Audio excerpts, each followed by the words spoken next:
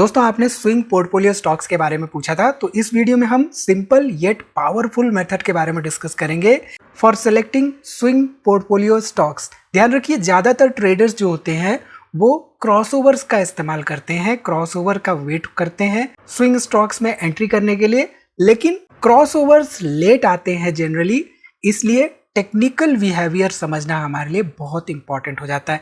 तो वीडियो को यहाँ पे पूरा देखिए और stock market, investment and trading के बारे में कुछ नया सीखिए। नमस्कार दोस्तों, मैं उमेश त्रिपाठी आपका स्वागत करता हूँ स्टॉक फॉर रिटेल पर स्टॉक मार्केट से जुड़ी एक नई जानकारी के साथ। तो वीडियो को यहाँ पर शुरू से लेकर अंत तक देखिए, आपको काफी कुछ सीखने को मिलेगा। ध्यान रखिए, वीडियो सिर्फ एजुकेशन के पर्पज से, सो यहाँ पर किसी भी तरह का बाय या सेल रिकमेंडेशन नहीं है। सो आइए सीधे चलते हैं चार्ट पर एंड समझने की कोशिश करते हैं कि क्रॉसओवर से पहले जो ये टेक्निक है, इस टेक्निक में हम कैसे फिगर आउट करते हैं एंट्री पॉइंट्स। तो आप TMPV यानी कि टाटा मोटर्स पैसेंजर व्हीकल का यहाँ पे चार्ट देख रहे हैं। ध्यान रखिए 2017 का चार्ट है। एज पर सेबी रेगुलेशंस हम यहाँ पे लेटेस्ट प्राइसेस वाले चार्ट नहीं दिखा रहे हैं।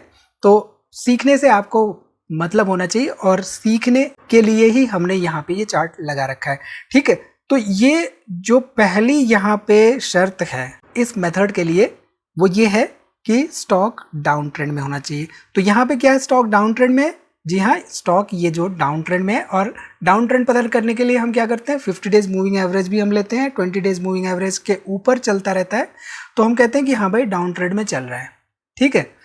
अब हमने यहाँ पे 50 days EMA and 20 days EMA लगा रखा है। आपके आगे आपको समझ में आएगा क्यों। हमें क्या करना है, हमें फिगर आउट करना है पहला पॉइंट जहाँ पे कंप्रेशन क्रिएट हो रहा है। तो इस पर्टिकुलर मेथड में हम कंप्रेशन एंड एक्सपेंशन मेथोडोलॉजी का इस्तेमाल करेंगे। आगे आपको समझ में आएगा क्लियरली कि ये है क्या। सो बेसिकली कंप्रेशन का मतलब है कि ये जो दोनों लाइंस है, राइट, ये ग्रीन लाइन 20 डेज का मूविंग एवरेज और रेड लाइन 50 डेज का मूविंग एवरेज, दोनों हम कैसे क्रिएट करते हैं हमने पहले की वीडियोस में अपने बता रखा है। टेक्निकल एनालिसिस वाले वीडियोस में आपके ब्रोकर के चार्ट में ऑलरेडी मिल जाएगा आपको। इंडिकेटर्स में जाएंगे तो आप यहाँ पर 50 days and 20 days moving average लगा सकते हैं। आपको कुछ ऐसे देखने को मिलेगा। कलर आप चेंज कर सकते हैं बेस्ड ऑन योर चॉइस। यहाँ पर दोनों के बीच में गैप है, राइट। तो हमें क्या करना है, ऐसे पॉइंट फाइंड आउट करना है जहां पे कंप्रेशन हो रहा हो। कंप्रेशन का मतलब वो पॉइंट जहां पे सेलिंग प्रेशर रिड्यूस हो रहा हो और बाइंग प्रेशर वहां पे बिल्डअप हो रहा हो। यहाँ पे बाइंग प्रेशर इंक्रीज नहीं हुआ है, बढ़ा नहीं है, बट बिल्डअप हो रहा है ऐसे पॉइंट पे। तो हमें क्या करना है, पहले ये पर्टिकुलर पॉइंट फिगर आउट करना है जो कि है कंप्रेशन जोन, ठीक है। इसके बाद हमें क्या करना है, हमें यहां पर इंतजार करना है प्राइस के 20 डेज EMA के ऊपर क्लोज होने का। तो यहाँ पे हमने फिगर आउट कर लिया कंप्रेशन जोन। बेसिकली अब इसके नीचे प्राइसेस जाए या ऊपर जाए उससे मतलब नहीं है, हमें केवल और केवल फोकस करना है इस 20 डेज मूविंग एवरेज पर, और 20 डेज मूविंग एवरेज के ऊपर एक स्ट्रॉन्ग कैंडल जो है वो बन के ऊपर की तरफ क्लोजिंग होनी चाहिए। तो ये दो इंपॉर्टेंट पॉइंट, पहला स्टेप हमारा कंप्रेशन, यहाँ पे हमने फिगर आउट किया कंप्रेशन जोन। दूसरा स्टेप हमने क्या फिगर आउट किया, यहाँ पे दूसरा स्टेप हमने फिगर आउट किया कि प्राइस एक स्ट्रॉन्ग मूव के साथ क्लोजिंग दे 20 डेज मूविंग एवरेज के ऊपर। सो बेसिकली ये जब हो रहा है सेकंड वाला स्टेप, तो इस स्टेप में एक्सपेंशन हो रहा होता है।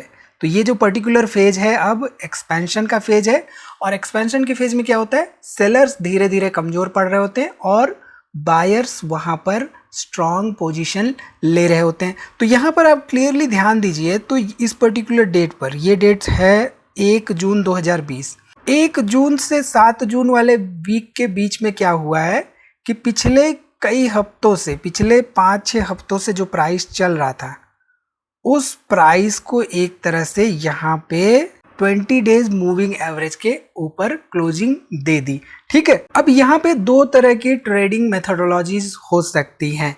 एक होता है कि जो ज़्यादा एक्सटेंसिवली ट्रेड करता है वो ऐसे पॉइंट्स पे एंटर कर जाते हैं, और दूसरा होता है कि वो एक पुल बैक का इंतजार करते हैं। यानी कि इस पर्टिकुलर पॉइंट पे यहाँ पर अगर मैं इसको थोड़ा सा एक्सपैंड कर दूं तो चीज़ें आपको समझ में आएंगी कि इस पर्टिकुलर पॉइंट पर 20 डेज EMA के ऊपर क्लोज हुआ, क्लोज होने के साथ 20 डेज ईएमए के पास फिर से आके एक और क्लोजिंग दे, तब एंट्री वहां पे करने का ऑप्शन हमारे पास हो सकता है।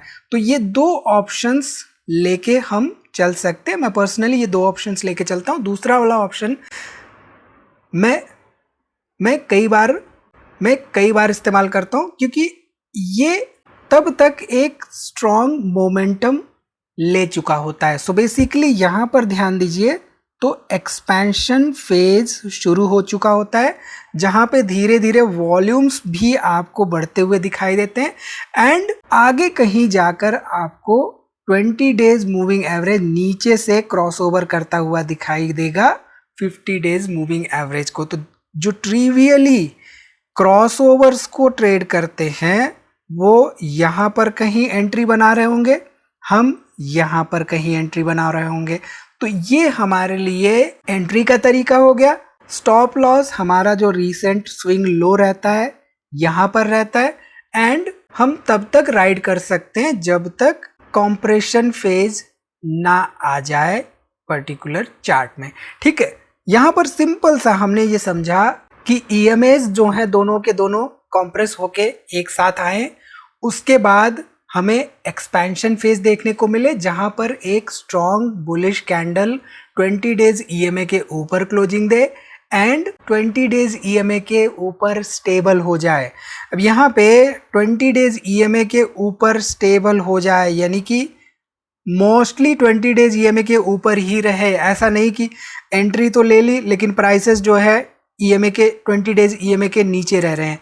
तो इस बात पे भी हमें ध्यान देके चलना है एंड सबसे इंपॉर्टेंट पॉइंट, कोई भी नेगेटिव न्यूज नहीं होनी चाहिए ऐसे सेटअप में।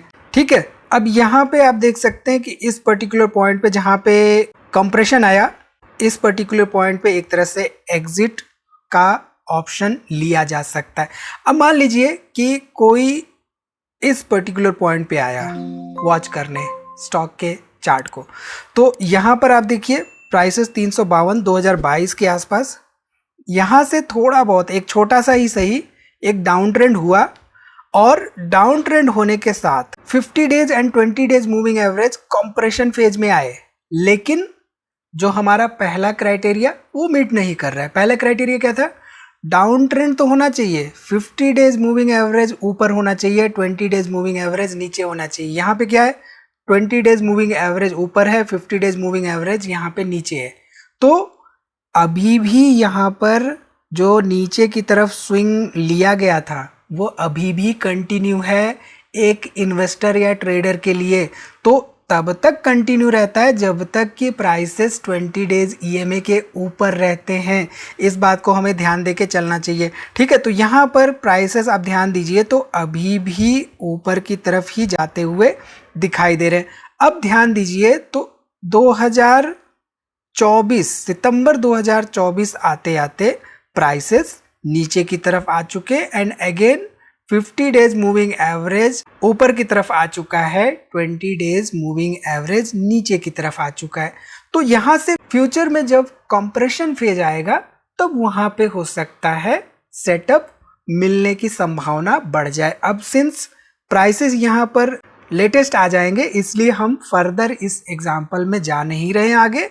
एज पर सेबी रेगुलेशंस हम क्या करते हैं, दूसरे चार्ट पर चलते हैं, टाटा स्टील के चार्ट पर। अब टाटा स्टील में फरवरी 2023 में आप देखेंगे तो 50 डेज मूविंग एवरेज ऊपर चल रहा है, 20 डेज मूविंग एवरेज यहाँ पे नीचे चल रहा है। ठीक, और एक डाउन ट्रेंड भी देखने को मिल रहा है। तो हमें यहाँ पर डाउन ट्रेंड है ये पता चल गया है। अब हम क्या करेंगे, कंप्रेशन होने का इंतजार करेंगे। कंप्रेशन कब होगा? जब 50 ईएमए और 20 ईएमए दोनों साथ में आ जाएंगे कहीं पे।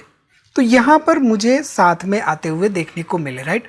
अब ये कंप्रेशन वाला जो हमारा क्राइटेरिया था ये भी कंप्लीट हो चुका है। अब हम क्या करेंगे, इंतजार करेंगे एक एक्सपेंशन का। एक्सपेंशन में क्या होता है, मोस्टली एक्सपेंशन में बायर्स बिल्डअप करते हैं, सेलर्स थक रहे होते हैं एंड प्राइस कहीं ना कहीं जाकर 20 डेज ईएमए के ऊपर एक स्ट्रॉन्ग कैंडल के साथ क्लोजिंग देता है। तो यहाँ पर हमें क्या ऐसा सेटअप देखने को मिल रहा है? तो यहाँ पर देखिए 29 मई 2023 के दिन 102 रुपए के ऊपर प्राइस क्लोजिंग देखने को मिली। ये एक दिन का कैंडलस्टिक चार्ट पे हम देख रहे हैं इसको। तो इस पर्टिकुलर पॉइंट के ऊपर अब देखिए तो आपको पिछले कई दिनों का जो बिल्डअप हो रहा था उस बिल्डअप को एक तरह से यहाँ पे तोड़ता हुआ दिखाई दिया हमारा सेटअप। तो इस पर्टिकुलर पॉइंट पर यहाँ पर एंट्री बन सकती है एंड इसके बाद ये स्टॉप लॉस हो सकता है एंड यहाँ पर 20 डेज EMA के ऊपर जब तक प्राइसेस हैं 50 डेज EMA के नीचे नहीं चले जाते हैं तब तक इसको राइड किया जा सकता है। तो देखते हैं कि प्राइसेस कहाँ तक जा रहे हैं। तो यहाँ पर आप देखिए प्राइसेस इस पर्टिकुलर पॉइंट पर जाकर 20 अक्टूबर 2023 को जाकर 50 डेज EMA के नीचे क्लोज हुए एंड अगेन यहाँ पे आपको एक छोटा सा कॉम्प्रेशन एंड एक्सपेंशन देखने को मिला। हालांकि यहाँ पे कॉम्प्रेशन था वो बहुत छोटी अवधि का था क्योंकि इस पर्टिकुलर सेटअप में यहाँ पे ऑलरेडी 20 डेज का EMA ऊपर चल रहा था, 50 डेज का EMA नीचे चल रहा था। तो हमारा जो पहला क्राइटेरिया होता है कि डाउन ट्रेंड होने के साथ ही साथ 50 डेज का EMA ऊपर रहना चाहिए कैंडल्स के, ये यहाँ पे मीट नहीं हो रहा था। तो कोई इस पर्टिकुलर पॉइंट पर आता, यहाँ पीछे का अगर हम छोड़ दें इसको, इसके बारे में ना पता होता उसको, इस पर्टिकुलर पॉइंट पे आने के बाद उसके लिए यहाँ पर कुछ ही दिनों के अंदर एक ट्रेड सेटअप मिल सकता था। ठीक है, अब यहाँ पे इस पर्टिकुलर एग्जांपल में देखिए तो 50 डेज मूविंग एवरेज ऊपर है, 20 डेज मूविंग एवरेज यहाँ पे नीचे है। यहाँ पर एक कॉम्प्रेशन बनता हुआ दिखाई दिया है बट उसके पहले ही कैंडल्स जो है 20 डेज EMA और 50 डेज EMA के ऊपर क्लोज होने लग रही हैं।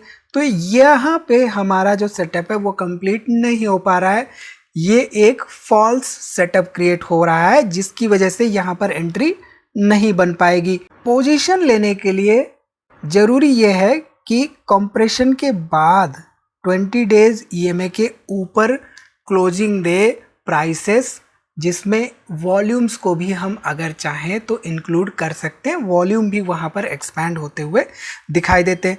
अब यहाँ पर देखिए फर्दर ये जो डाउन ट्रेंड चल रहा था, डाउन ट्रेंड कंटिन्यू है। यहाँ पर इस पर्टिकुलर पॉइंट पर अगेन एक कॉम्प्रेशन देखने को मिला बट प्राइसेस यहीं से ऊपर चले गए 20 डेज EMA के।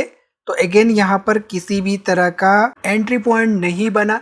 सो जनरली एक दिन में आपको काफ़ी ज़्यादा नॉइज दिख रही, राइट। इसको एक वीक कर लेंगे तो एक वीक में आप देख सकते हैं कि कंप्रेशन होने के बाद जो स्ट्रॉन्ग कैंडल 20 डेज EMA के ऊपर जाती है तो वहाँ पर स्टॉप लॉस के चांसेस कम रहते हैं और स्विंग ट्रेड लेने में मदद मिलती है। ठीक है, हालांकि जरूरी नहीं कि ये हमेशा काम ही करे। यहाँ पे एग्जांपल लेते हैं VBL का। VBL में देखिए डाउन ट्रेंड है, डाउन ट्रेंड के साथ 50 डेज का EMA ऊपर है, 20 डेज का EMA नीचे है, प्राइसेस नीचे ही चल रहे हैं।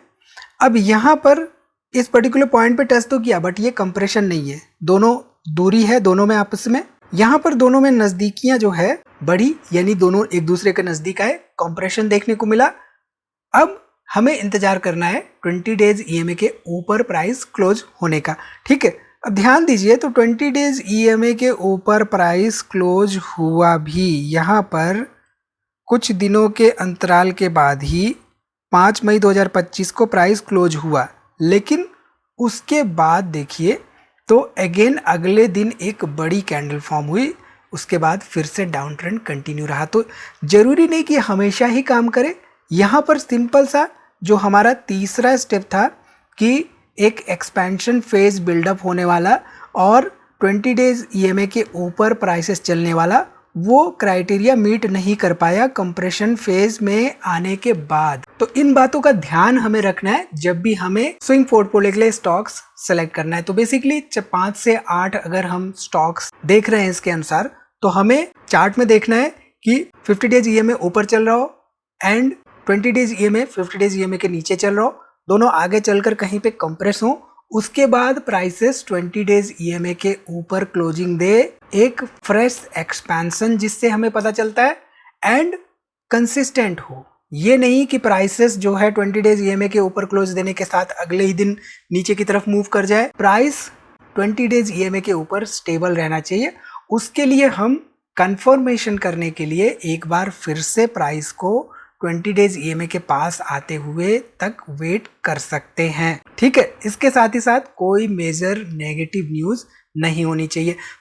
इसको आप बैक टेस्ट कर सकते हैं, आप कमेंट करके हमें बता सकते हैं कि क्या ये चार्ट्स में काम कर रही है। ऑब्वियसली कोई भी चीज़ हमेशा काम नहीं करती है, ये बात आपको ध्यान में लेके चलनी है। तो इस वीडियो में इतना ही दोस्तों, उम्मीद है वीडियो आपको पसंद आई होगी, इसमें दी गई जानकारी आपके काम की होगी। वीडियो को लाइक करिए, कोई भी सवाल इसके बारे में हो तो कमेंट हमें जरूर से जरूर करिए, और स्टॉक मार्केट वीकली न्यूज़लेटर के लिए यूट्यूब कम्युनिटी को ज्वाइन करना ना भूलिए। मिलते हैं अगली वीडियो में एक नई जानकारी के साथ, तब तक आप अपना बहुत ख्याल रखिए।